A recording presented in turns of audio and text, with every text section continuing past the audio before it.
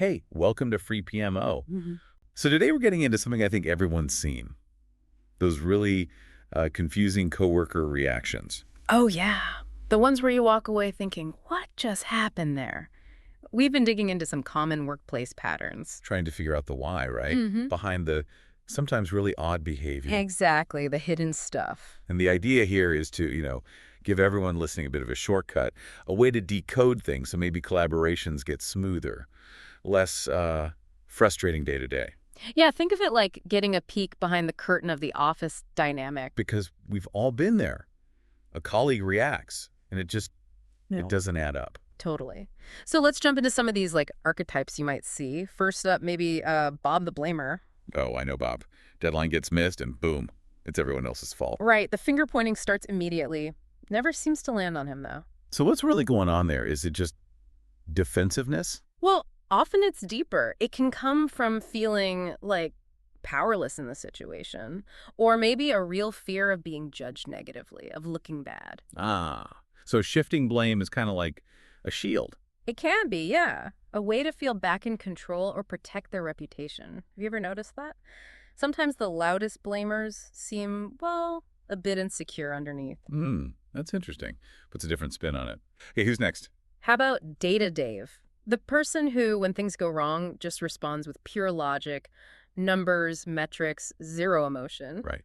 According to the Q3 projections, Yeah. very detached. Exactly. And while, logic is useful, relying only on it, especially under pressure, might actually be a way to handle feeling vulnerable. How so? Well, maybe they're just really uncomfortable with emotions, their own or other people's, so data becomes like a safe harbor, a buffer zone. Okay, I could see that. Like retreating into the spreadsheet when things get messy. You got it. Ever seen that happen? Someone just dives into the numbers when the heat is on. Definitely. Feels a little robotic sometimes, but maybe it's just their coping thing.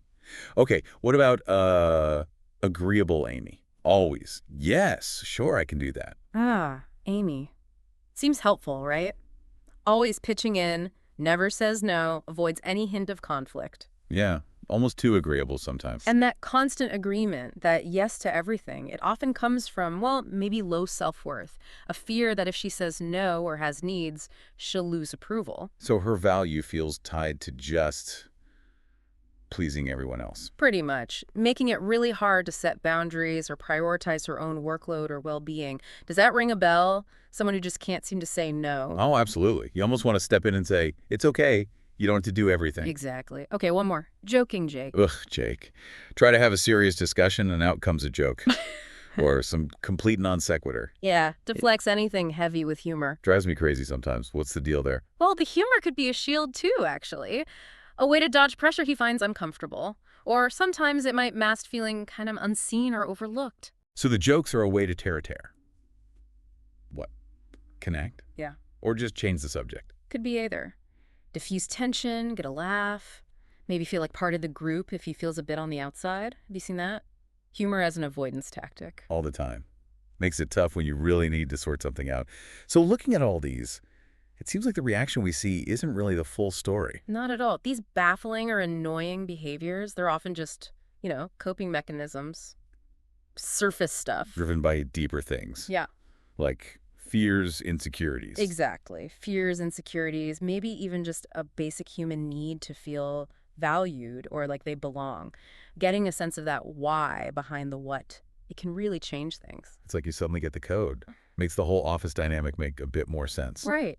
It shifts your perspective. So for everyone listening, maybe think about a recent interaction at work that felt off, puzzling. With this lens now, what might have been going on underneath? Yeah, what hidden emotion or unmet need could have been playing a part there? It's a really useful framework to have. Gives you more insight. And hopefully leads to, smoother sailing and maybe a less confusing workday. Absolutely. Well, thanks for diving deep into the office zoo with us today.